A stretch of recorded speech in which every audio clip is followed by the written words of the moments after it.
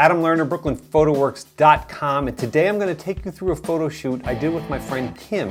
This was a portrait shoot we actually did outside, but we utilized studio lighting or strobes, and I was able to nail a perfect exposure every time because I was utilizing a Sekonic L308XU light meter.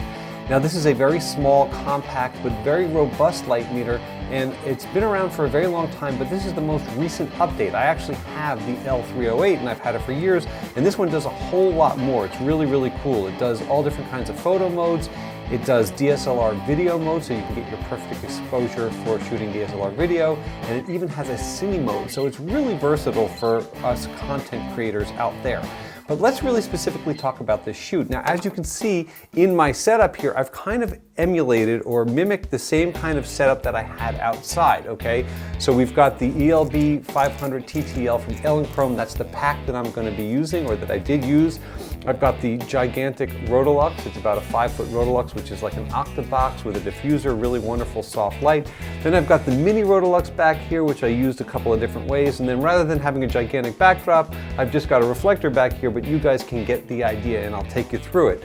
I was shooting with my Canon 1DX Mark II, and I was triggering it with the Transmitter Pro, which is also from Elinchrom, which is really fantastic. The thing that was so cool about this photo shoot is that I was able to go through all these different types of lighting scenarios very quickly and get a perfect exposure every time thanks to utilizing the Sekonic L308XU. So let me show you exactly how this worked out. This is the ensemble that we can see on the screen here, from the ambient exposure all the way to the last exposure that I got. And you guys can see that there's a lot of different flavors that are over here. Okay, so let's start with the ambient exposure. Okay, so I knew that I wanted to be at f8 because I wanted to have incredibly sharp detail. I also knew that I wanted to be at ISO 100 because I wanted native ISOs to also be able to get the maximum amount of resolution.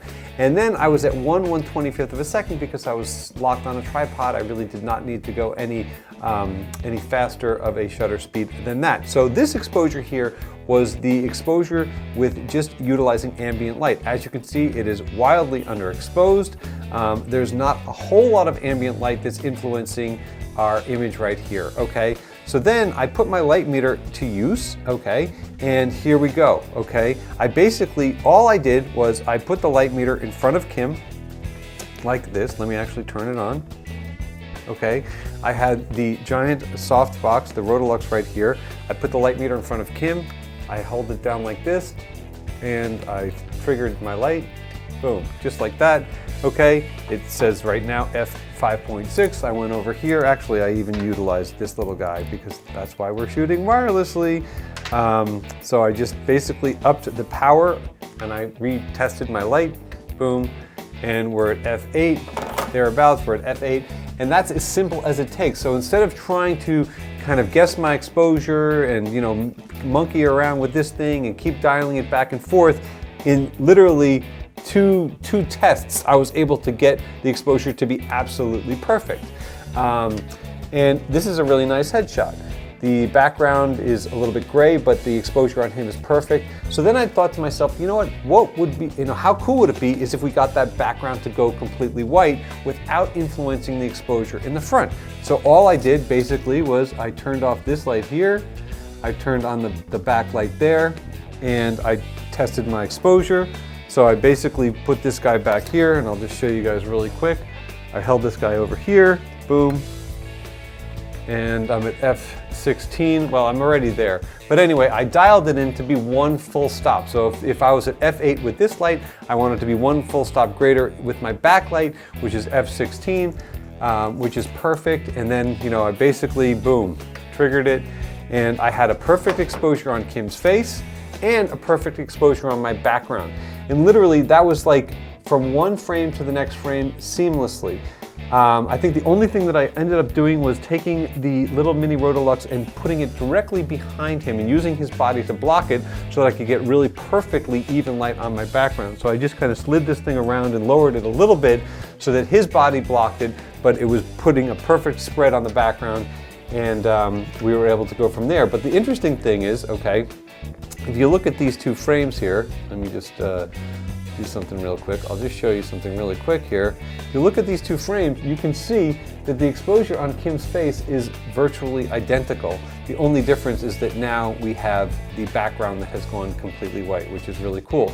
Then I decided, let me take the background away, or the backdrop, and just shoot on the back of the barn. You know, we were still using the giant Rotolux. And the exposure came out pretty cool, but because of the size of the Rotolux and the angle that it was at, it was kind of like lighting up the barn in such a way that I didn't love it.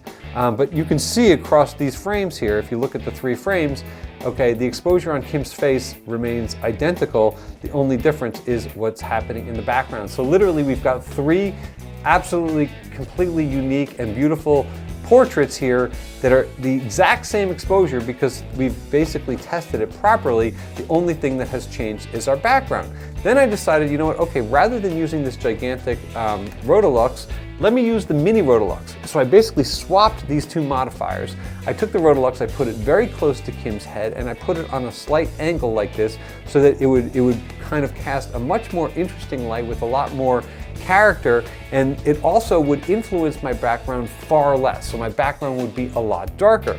And this is the result that I was able to get. And how cool is that? I mean, it's so much more moody. The background, you know, really goes, you know, almost to black. We still got really fantastic catch lights. We've got really nice separation along the face over here. It just has more of a vibe. And then I thought to myself, okay, let's take it one step further. I took the little, the second quadra that I had, and I put a reflector on it and put it off camera. And that way I wanted to basically just put a specular highlight on the side of Kim's face. And unlike before when I wanted that background to be pure white and I went one stop over, this time I wanted just to kind of put a little kiss of light on the side of his face, so I took that light and I set it to one stop under. And again, all of this I did with the Sekonic L308XU. I did it seamlessly, I did it quickly, and boom, let me show you. There it is, guys. Look at this really nice little bit of specular highlight on the side of Kim's face. And I will show you the difference between these two here. You can see it right there, and look at that, okay? You can see that the difference, it's subtle, okay? But it's enough of a difference that it just kind of, in my mind, elevated it to another level. And it was very simple to use, okay? I had the L308XU on cordless flash mode because I was using the Transmitter Pro with the ELB 500 TTL from Elinchrom, which really is a terrific combination. There's a bunch of other modes in here. You can use corded, like so for example, if you were shooting with a camera that didn't have a wireless ability and you wanted to actually cord it, or like an old film camera. It's got ambient if you just want to shoot with, like, let's say an old manual film camera that does not have a light meter built in. It's got the DSLR mode that I probably mentioned before, which allows you to get perfect exposure when shooting DSLR video, and it's even got Cine mode.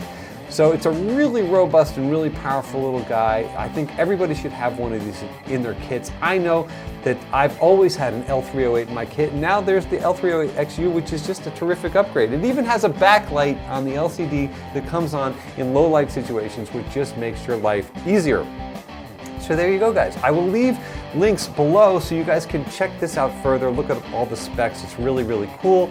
If you have any questions or comments, please leave them below, and we'll see you soon.